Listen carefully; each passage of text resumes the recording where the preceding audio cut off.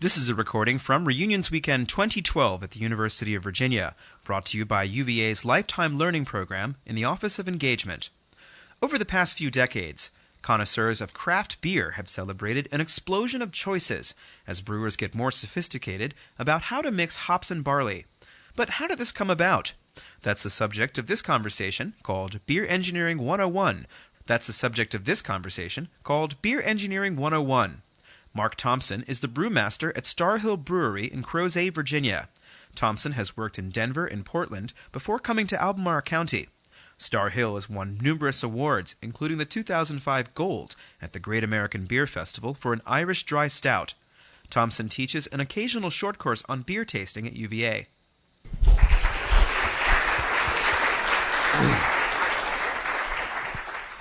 Beer is one of the few things in this life that crosses all races, all religions, all colors and creeds. Every culture on this planet celebrates their rite of passage around a fermented cereal grain beverage that we call beer.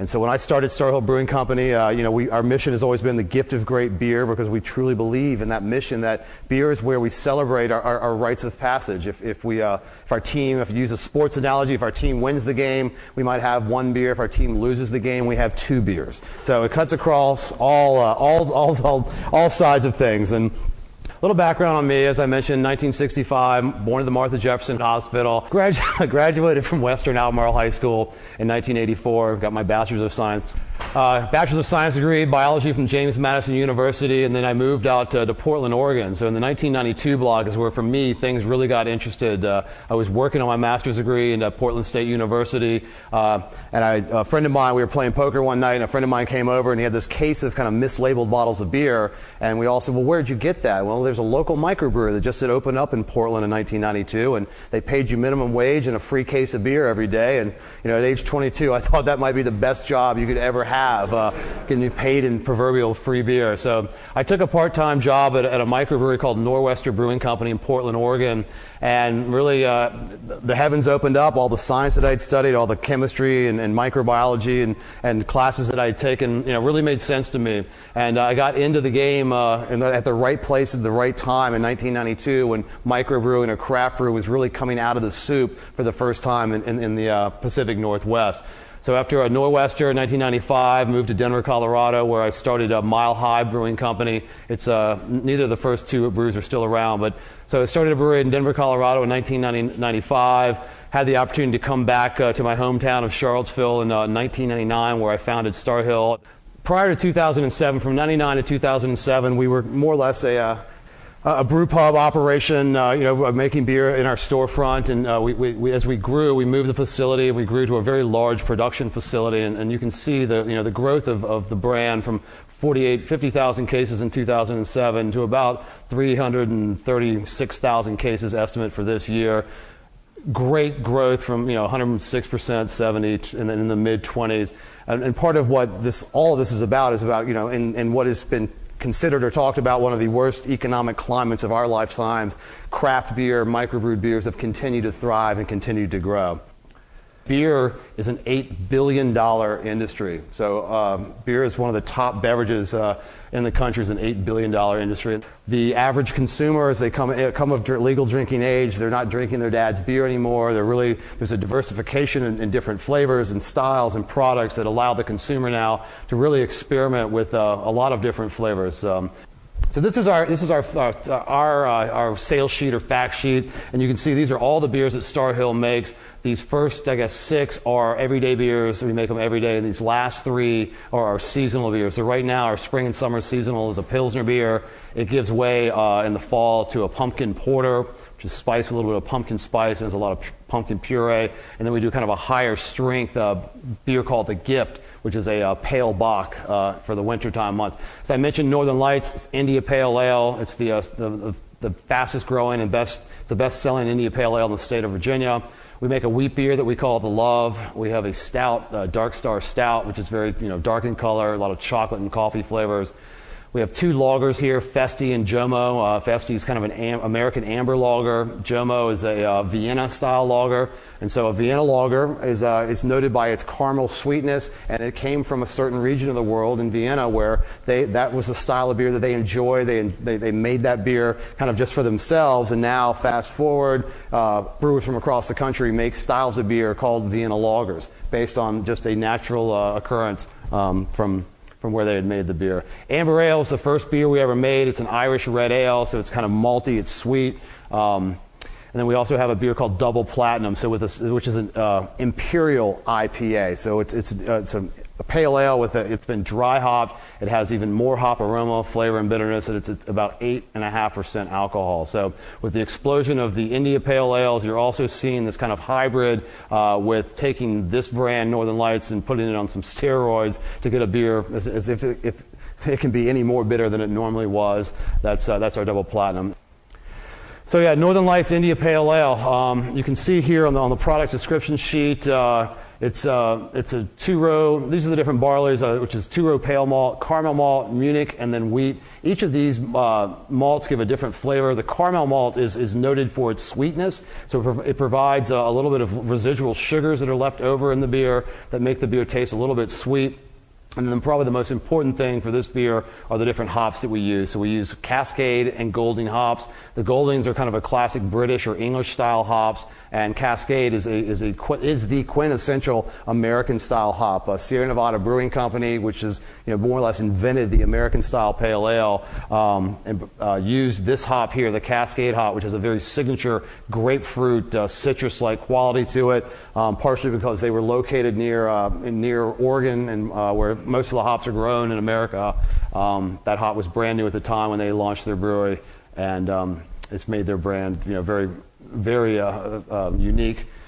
The flavor is intense, high hop aroma, flavor, and bitterness. It's a very hoppy style of beer. This bitterness thing here, and this is as we get into kind of diving into beer and beer geekiness, I guess you might say, is that bitterness is a term for the hops and how much dry kind of puckering there is on the tongue. A typical domestic lager, Bud Miller Coors, is about a 14. Sierra Nevada's Pale Ale, which is an American Pale Ale, is probably in the mid-40s. This one's at 52. And then the alcohol percentage is about 6.5%. And this alcohol at 6.5 is about 1.5% higher than most of the other beers that we make, or even as a benchmark using a domestic lager, which is about 4.5.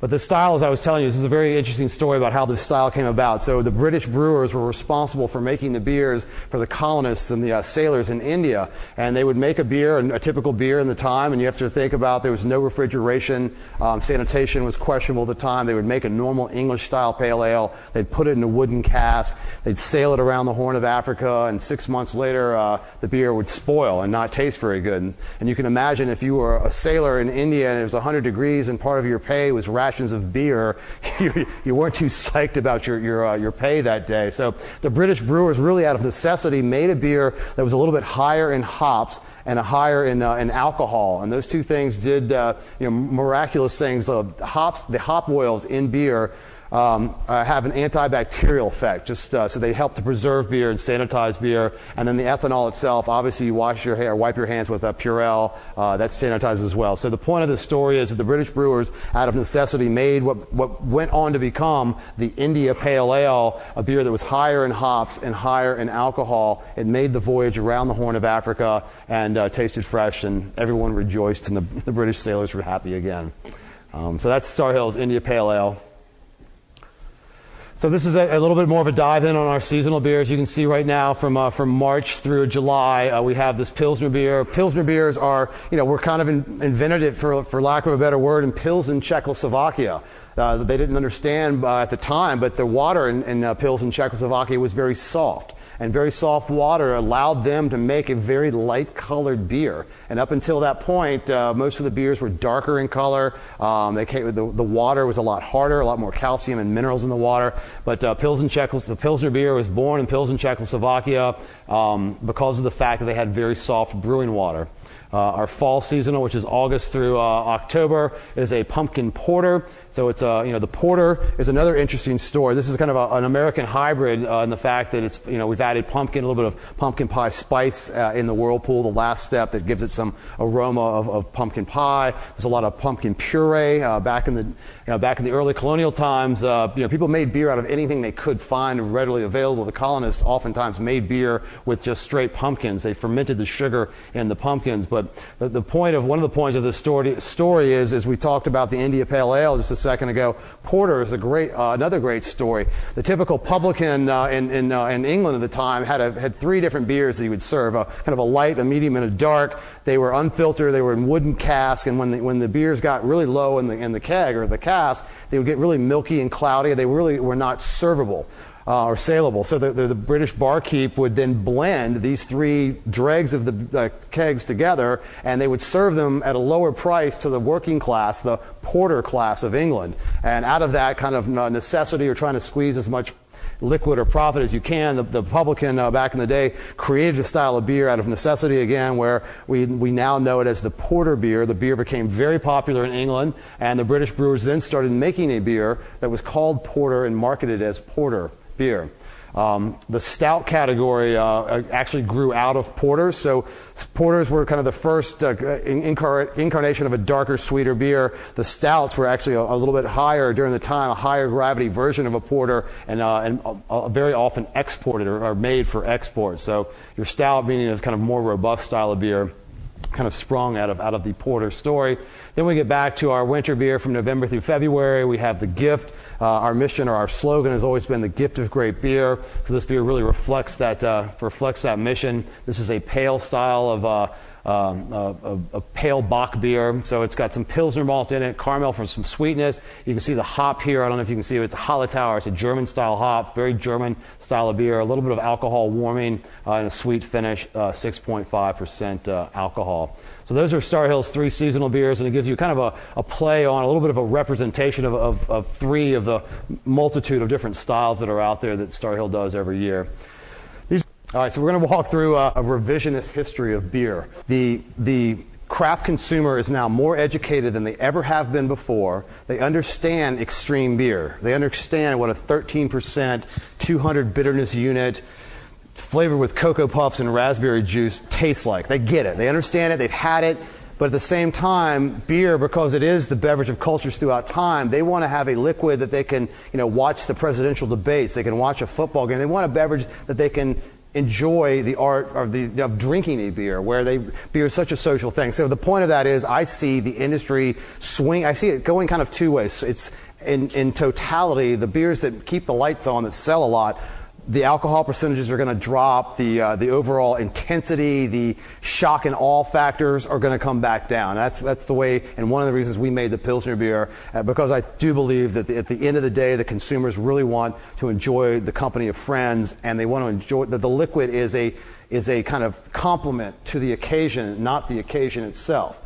The other small segment within that, which we're seeing now, is the idea of luxury, the idea of the super high end. So there's an explosion as well within craft of this wine bottle format, the big bottle format, the aged in oak, something that you would pay, like a high-end bottle of champagne, Dom Perignon, where you would pay a fairly high price for a very small amount of liquid, a champagne bottle of beer that you would share, that you would drink on very limited, very special occasions. So while in totality, I see the industry swinging back to a more moderate alcohol and flavor threshold, there is a lot of growth in that super high-end segment, but it's not what's keeping the lights on for any brewery out there. It builds like a halo effect. So the revisionist history of beer by Mark Thompson. You can quote me on all of these things. So according to one prominent anthropologist, what lured our ancient ancestors out of their caves may not have been their thirst for knowledge, but a thirst for beer.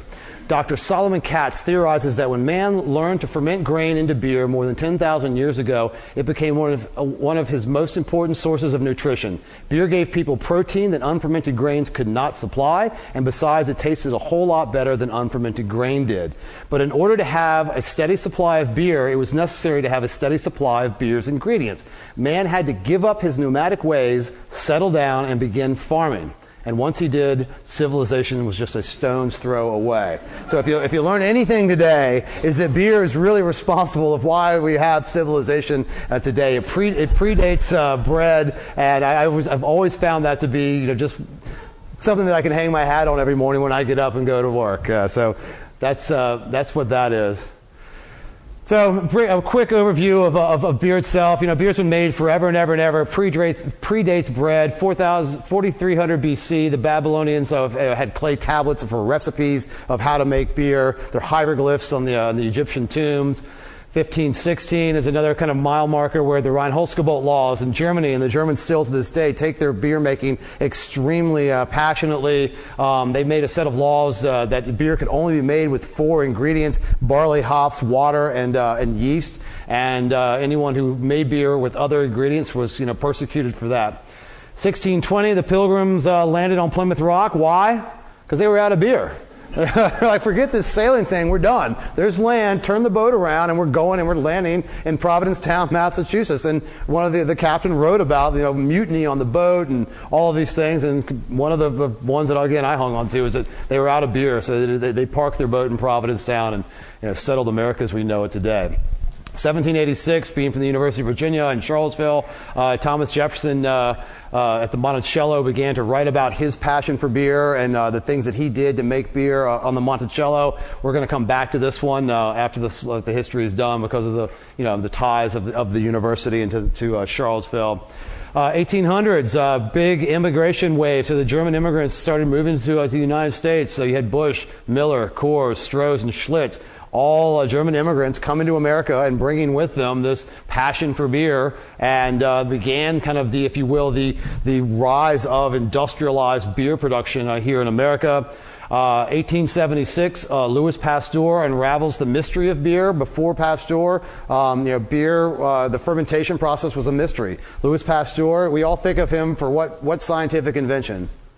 Pasteurization. And we all think of that for what food product? Milk. Well, they were pasteurizing beer about 18 years prior to pasteurizing milk, and Pasteur did all of his most famous scientific research in a German brewery, and he was the one that discovered that it was a single-celled organism called a yeast cell that was responsible for converting sugar into ethanol and carbon dioxide, which is what we call beer. 1880, the number of breweries peak at about 2,300 breweries, and then the great experiment, Prohibition. Things come crashing down and crashing to an end. The temperance movement, breweries are forced to go under and shut down. We then fast forward to the happier part of the story, 1933, Prohibition ends. 1965, Fritz Maytag, heir to the Maytag washer-dryer empire, buys a alien regional brewery in San Francisco, and this event has been kind of credited with the beginning of craft beer or microbrewing in America. 1976, Jimmy Carter legalizes homebrewing for the first time. Up until then, homebrewing was still technically illegal in America. 1980, 4 years later, Ken Grossman founds Sierra Nevada Brewing Company. It's one of the first craft breweries here in America. But then even from 1980 and then in 1990, still at this point, 5 breweries that I mentioned controlled 90% of all beer sold in America is controlled by these 5 breweries. Anheuser-Busch, Miller, Coors, Stroh's, and Heilmann have 90% of all beer sold in America. 1999, the Star Hill Brewery is founded. This number is not correct, but in 2011 there were more breweries for the first time since Prohibition, and so the sky's the limit. Where it stops is anybody's guess. I mean, there are now again more breweries than there were ever before. There's a lot of consumer demand, but at the same time, there's somewhere in the near 2,000 breweries that are open and operating in America right now. There are 1,000 more planned for this year. So there's a huge explosion in craft breweries, a number of craft breweries. Where the merry-go-round stops is anybody's guess.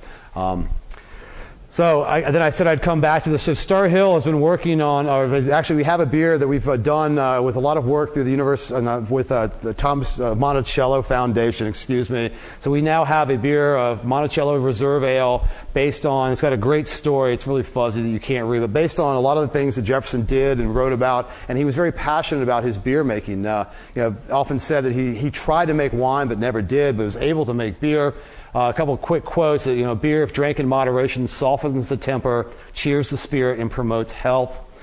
Another one that is actually on the label here is that I have lately become a brewer for family use, having had the benefit of instruction to one of my people by an Englishman, English brewer of the first order. And this is from 1815. So Jefferson planted his first hop garden in 1794, and this is all documented and part of the research that we did to make this beer. Was all uncovered in like a lot of these letters. But this Captain Joseph Miller taught the Hemmings family, the slave family, how to brew beer in 1812. And then in 1814, Thomas Jefferson built a brew house up there for they were still looking for archaeologically. But the unique thing about this is that Jefferson writes a lot about it. If you're interested in beer, there's a lot of kind of research on the web about this. But beer can be made, as I mentioned, with pumpkins or any kind of fermentable sugar. Jefferson wrote that he did not think that beer could be made with any recipe. That typically beer is made with barley, but he did not have access to barley, so he used wheat and corn, which he had available, and he wrote a lot about how he was unable to find barley, or if he did, the prices were too high. So this beer is kind of a wheat and corn beer with no barley in it, which is part of what makes it unique. It's got an English East Kent Golding hops, which are an English and Wild American cross hop variety, an English ale yeast, and it's again we came out with this after about 6 years of research about a year ago. It's on draft at a few places around town. It also comes in a commemorative 750 bottle. But so Jefferson was very, very passionate about beer, and so in the research of a beer like this, how many iterations or trials do we do? I guess most of this beer was in the classroom, in the books, and all of that. Once we started the actual process of cooking and making it, we did 3 or 4 test batches that we kind of sat down and tasted. And mainly what we were aiming for is we didn't want to make a beer that was historically accurate but tasted not very good. I mean, that doesn't do anyone really any good to make that. I mean, it doesn't do me any good because I'm in the business of selling beer. I mean, some historical person might disagree with me, but so so we made it mainly for once we tried several trials, and they all were pretty similar to taste, but we made it 2 or 3 different batches, and then people will often ask when you make a new, like the Pilsner beer, how does that process work? So sometimes we will have a name and a label picked out for a brand that we really like, and then we'll brew a beer in behind it. Other times we will do trials and test batches of a beer and then take months to find the name and the imagery that goes with it. So it kind of goes both ways. But typically we'll do like a 15-gallon kind of, we have a keg, a homebrew system you would call it, kegs cut off the top, which we'll do 15 gallons, and then we'll scale that up to 150 gallons, then to 300, and then to a normal production batch, which is about 3,000 gallons for us. All right, beer's ingredients. This is pretty straightforward, but you've got water, and water obviously is a huge, very important factor in beer. As I mentioned, the Pilsen story about Pilsen water being very soft. 93 to 95% of beer is water. So your water source really does matter. The minerals in that water, the hardness of that water, how much calcium and sulfate, and the chemistry of the water. But that being said, today we can get, as brewers, we get water analysis, and we can then mimic waters from around the world, which we often do. So we will filter our water, and then we will then add different minerals or chemicals back. So when we make an India Pale Ale, which has got a certain water profile, we'll change the water chemistry versus a Pilsner beer, which has a lighter profile, where we'll keep the water a little bit different. So that first ingredient, pretty self-explanatory. Barley, if you've never seen the great plains of Kansas and the Dakotas of barley, it's a little plant about like yay tall. They take the barley, and it's grown in the Dakotas and through southern Canada, and then it goes through a process called malting, and malting is where we get our sugar. So that's where the sugar and the grain comes from. What they'll do is they'll harvest that barley, they'll put it in a big silo outside, and that seed will overwinter in that silo. And the following spring, they will then take the seed out of the silo to a malting facility, and the seed has stored all of its energies, long chains of sugars called carbohydrates. And when they take the seed to the malting plant, they soak it in a large swimming pool. The seed literally grows a root hair where it begins to metabolize its long carbohydrates into simple sugars. They then drain the swimming pool, and then they take it to a roasting house like you have for coffee. So they'll roast the grain either kind of lightly for like a Maxwell House roast, or very dark for a Starbucks espresso roast. So depending on the roast of the barley that we get, so we'll have some barley. One variety is called chocolate malt. It's as black as night, and it has a lot of chocolate and coffee flavors. the Pilsner malt, very light in color, and then we will then blend all these different types of barley together to make a recipe for whatever style of beer that we're trying to make. But the point, I guess, some of that is that these barley, the Pilsner malt and the chocolate malt could have been grown in the same field. A lot of it has to do with just how that grain is roasted.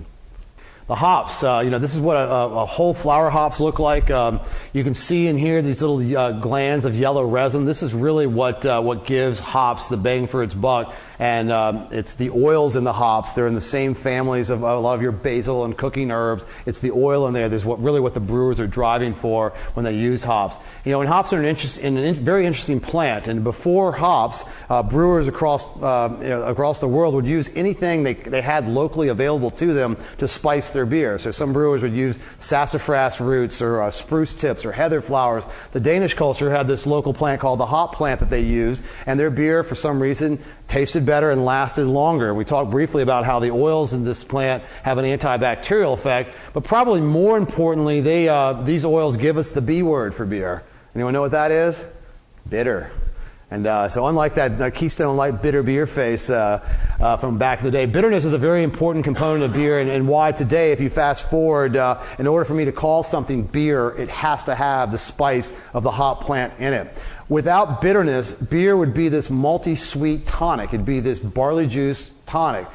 That sweetness is balanced by the bitterness. So that is the importance of the bitterness of beer, balances the malt sweetness to where, that's why, beer is the most preferred adult beverage today, is because the beer is balanced with this ingredient here, hops.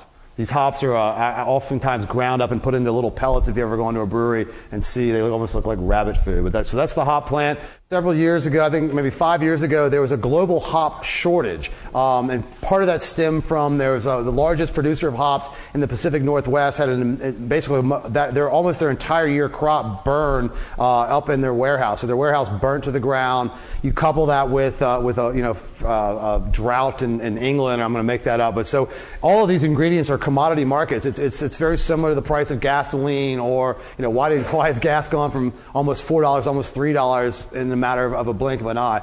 Fast forward to the day that the hop production is where it needs to be. The hop prices have stabilized, but a typical pound of hop during that shortage went from $3 to $23 per pound, based on speculation and based on the global demand for the different usages. The other thing that's happening in the hop world is that monoculture thing, where if you are a farmer of any commodity market, you kind of want to just grow one variety and grow the heck out of it and grow bushels and bushels and bushels. Well, the American craft brewer, we like to make 6 or 7 different styles of beer, and each style needs a little bit of each variety of hop. I need some hops from Germany, I need some England, from America. So there is still a shortage, if you will, of what's called aroma variety hops. Plenty of bittering hops, but the aroma varieties are still in kind of short supply and have a tendency to fluctuate on the open market. So yeast are our favorite friend that we talk about. Louis Pasteur is under a microscope. You can see little sister cells here, and so that's a brand new budding yeast cell. That's the healthy adult cell. In many ways, just like that Dunkin' Donuts commercial, time to make the donuts, brewers, all we do is feed our yeast. We wake up every morning, we make them a fresh sugar solution, and we feed it to our yeast, and the yeast is what's responsible for the magic of beer. They take the maltose, the 2-carbon sugar maltose, and they convert that into ethanol and carbon dioxide. And also during the pathway of that conversion, it's called the glycolytic pathway. Lots of the kind of off flavors or secondary flavors that you get in beer come from that process. So if you taste a beer that might not taste quite right, or it might have a flavor like in the wheat beers, the German style Hefeweizens have a banana and clove kind of flavor to them, that's a good thing, and that occurs during the fermentation process. So yeast, again, is our friend, and if treated properly, are really what's responsible for the magic of beer. So in evaluating flavors, again, I'm going to go through this. You want to look at 3 important things: the appearance of the beer, the aroma, and the taste of the beer. And while looking at the appearance, you want to look at the color, the clarity, and the head retention. And all 3 of those things are very important. Head retention is the white foam that's on top of beer, and that tells you a lot about the health of a beer. It has a certain amount of protein in the beer, will cling to the sides of the glass. It's called Brussels lace, and it's a pretty important component of beer. So that's just a quick shot of from fairly light colored beer all the way down to some dark colored beers, and beers as we all kind of know, range in color and clarity. Look at the head on that beer is very thick and kind of clinging to the edge of the glass. This one's kind of collapsed on the side of the glass. That gives you an idea or interpretation of the appearance. The aroma is pretty important, and I often will ask a question, which is more important, your tongue or your nose in drinking beer as far as flavor goes, and it's your nose. Your nose can identify over 300 flavors, and your tongue only 4. So this is what's called the beer flavor wheel. It was developed by the Association of Brewing Chemists, and you can look, the inner circle here is it's called odor, but 2/3 of beer flavor is in the aroma of beer. So you've got a whole family of sulfur compounds that go from cooked vegetables to struck match to sulfur skunky to vegetable oil. And who would have ever thought there's a cat one in here too. The oils in the hops hop oils have a compound called myrcene. And if you've ever smelled an overflowing cat litter box, and that smell, a lot of that smell is myrcene that you smell. So if you ever get a really, really hoppy beer that hasn't been treated pretty well, you might taste, or it might remind you of a cat litter box, and I'm dead on true about that. I've written that as a comment on a judging sheet. So that's the flavor wheel of beer. 2/3 are the aroma, and then over here in the flavors you can see sweet, salt, bitter, and sour. And I've got a picture of the tongue here. So your tongue can only perceive these 4 compounds. Bitter on the back of your tongue. So those bumps in the back of your tongue is where you perceive bitterness. And one of the reasons why beer is much superior to wine, because you can taste wine and spit it into a bucket. You can't taste beer unless you actually swallow it. So you learn another thing today. So the bitterness is in the back of the tongue. You got sweet and that was a little laden laugh there. The delivery on that one could have been a little better, I think. But you got sweet and sour on the side. Sour and salt on the sides, and then sweet on the top. But your tongue will only ever perceive those 4 flavors. And your tongue and your nose a lot more. I think that's the last slide. And thank you guys very much for coming out today. I really do appreciate it. You all have a great rest of your week here. Thank you very much.